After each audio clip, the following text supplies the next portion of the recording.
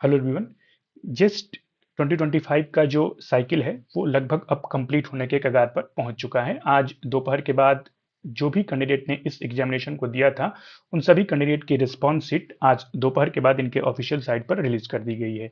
इसके रिलेटेड जितनी भी ऑफिशियल अपडेट रही है वो समय समय पर इस चैनल के माध्यम से आपको प्रोवाइड की गई है।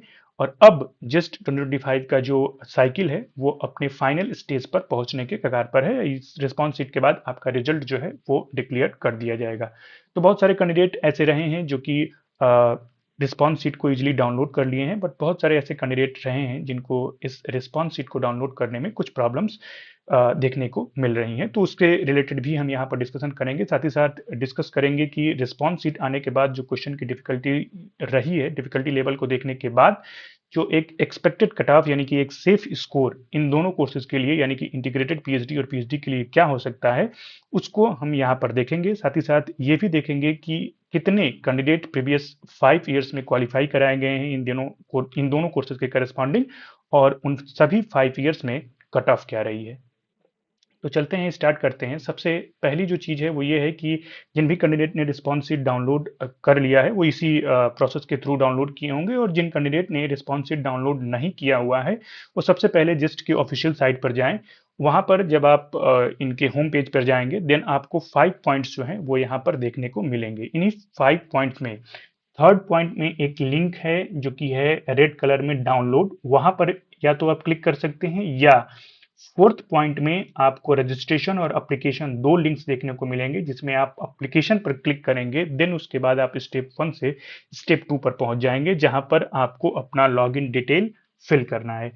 अब यहाँ पर प्रॉब्लम ये आ रही है कि बहुत सारे कैंडिडेट्स हैं जिन्होंने अपने लॉगिन डिटेल को यहाँ पर सेव कर रखा था और उसी के थ्रू वो यहाँ पर लॉगिन कर रहे हैं, जिससे प्रॉब्लम ये आ रही है कि वो चीज़ें जो हैं वो इनवैलिड बता रहा है। तो उसमें क्या है कि जब आप अपने पासवर्ड को विजिबल करेंगे देन वहाँ पर देखेंगे तो उस पासवर्ड वाले सेक्शन में आपका जो लॉगिन डिटेल है यानी कि यूजर आईडी है वो वहाँ पर फिल हो जा रहा है। तो आपको करना क्या है कि फिर से अपने डिटेल को फिल करना है, देन लॉगिन करेंगे तो आपको आपका जो पोर्टल है, आपका जो अकाउंट है वो यहाँ पर ओपन हो जाएगा। ओपन होने के बाद जब आप स्टेप 3 पर पहुंचेंगे देन यहाँ पर आपको साइड में दो पॉइंट्स देखने को मिलेंगे। पहला पॉइंट होगा आपके एप्लीकेशन फॉर्म से रिलेटेड और दूसरा पॉइंट आपके रिस्पॉन्स शीट से रिलेटेड होगा। उस रिस्पॉन्स शीट पर जब आप क्लिक करेंगे देन आप स्टेप 3 से स्टेप 4 पर पहुंच जाएंगे जहां पर ये एक लाइन आपको देखने को मिलेगी जिसमें क्लिक हियर लिखा होगा, और क्लिक हियर में जब आप हियर पर क्लिक करेंगे देन आपको आपकी रिस्पॉन्स शीट जो है वो देखने को मिल जाएगी। वहां से जा करके आप देख सकते हैं कि आप कितना मार्क्स जो है वो इस एग्जामिनेशन में कर रहे हैं।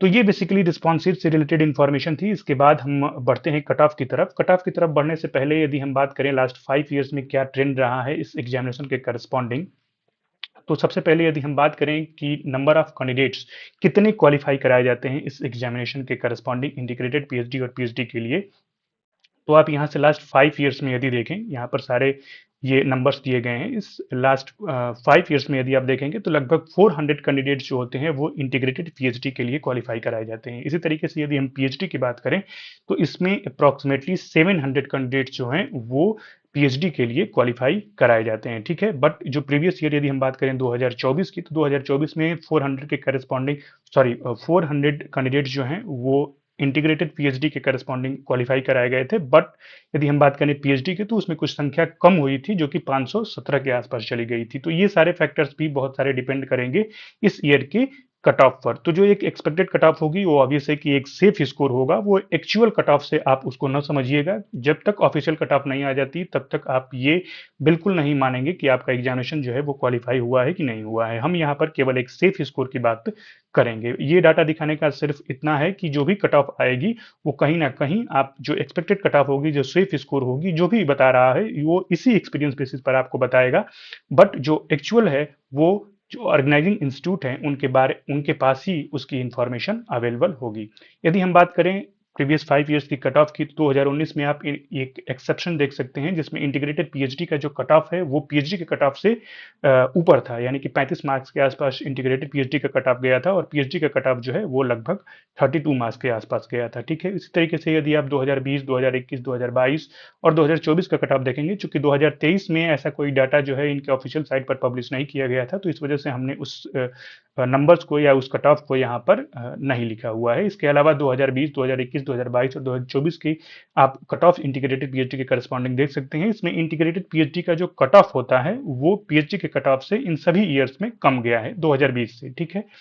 तो कुछ इस तरीके से रह सकता है। और यदि हम बात करें 2025 की, जो हमने आपके इस एग्जामिनेशन के करस्पॉन्डिंग जितने भी ऑफिशियल अपडेट्स रहे हैं, उसमें ऑफिशियल अपडेट के साथ साथ आपको गाइडेंस भी प्रोवाइड की है। उसमें हमने एक सेफ स्कोर 2025 के लिए बताया हुआ था, जिसमें ये बताया हुआ था कि इंटीग्रेटेड पीएचडी के लिए आप 30 से 33 नंबर के बीच में यदि स्कोर करते हैं तो आप एक सेफ रेंज में रहेंगे इंटीग्रेटेड पीएचडी के लिए, ठीक है। और पीएचडी के लिए लगभग 37 से 39 के बीच में यदि आप स्कोर करते हैं तो पीएचडी के लिए सेफ स्कोर आप गेन कर लेंगे जस्ट 2025 को क्वालिफाई करने के लिए, या किसी इंस्टीट्यूशन में एटलीस्ट किसी एक इंस्टीट्यूशन में एडमिशन लेने के लिए, ठीक है।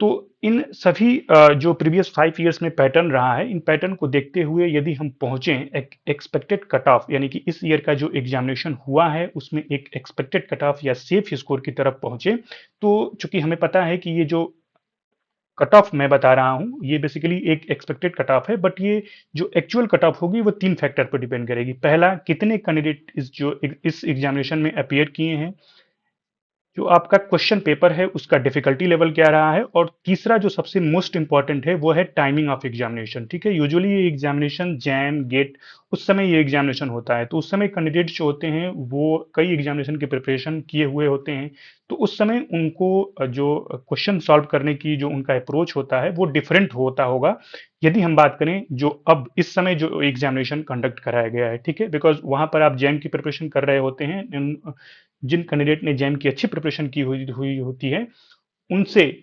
जिस्ट का कट ऑफ बहुत ज्यादा अफेक्टेड होता है, ठीक है। तो फिलहाल ऐसी कोई स्थिति जून के महीने में देखने को नहीं मिल रही है, बट इन सभी फैक्टर्स पर कहीं ना कहीं कट ऑफ जो एक्चुअल कट ऑफ होगा वो डिपेंड कर रहा होगा, ठीक है। बट यदि एक्सपेक्टेड कट ऑफ की बात करें या सेफ स्कोर की बात करें तो इंटीग्रेटेड पीएचडी के लिए जो कट ऑफ रह सकती है वो 28 से लेकर के आप ये कह सकते हो कि 30 मार्क्स के आसपास रह सकती है। बट एक सेफ स्कोर यदि हम बात करें तो आप यदि 33 नंबर से ऊपर कर रहे हैं और इंटीग्रेटेड पीएचडी के करस्पॉन्डिंग आपने इस फॉर्म को फिल किया हुआ है, तो कहीं ना कहीं आप किसी इंस्टीट्यूशन में जरूर इस एग्जामिनेशन को क्वालिफाई करके एडमिशन ले पाएंगे। पीएचडी की यदि हम बात करें तो कट ऑफ लगभग 37 से 39 के बीच में रह सकती है, और एक सेफ स्कोर की बात करें तो आप यदि 41 मार्क्स से ऊपर कर रहे हैं तो कहीं ना कहीं आप किसी एक रिसर्च इंस्टीट्यूशन में पीएचडी में एडमिशन लेने के लिए लगभग एलिजिबल हो जाएंगे। तो ये फिलहाल एक एक्सपेक्टेड कट ऑफ रही है जस्ट 2025 के करस्पॉन्डिंग। हालांकि जो एक्चुअल कट ऑफ होगी वो इन्हीं तीनों फैक्टर पर डिपेंड कर रही होगी कि आखिर में आपकी एक्चुअल कट ऑफ क्या हो सकती है। तो फिलहाल ये एनालिसिस रहा है इस जस्ट 2025 का। अब एक आखिरी स्टेप बचा हुआ है जस्ट 2025 का रिजल्ट का।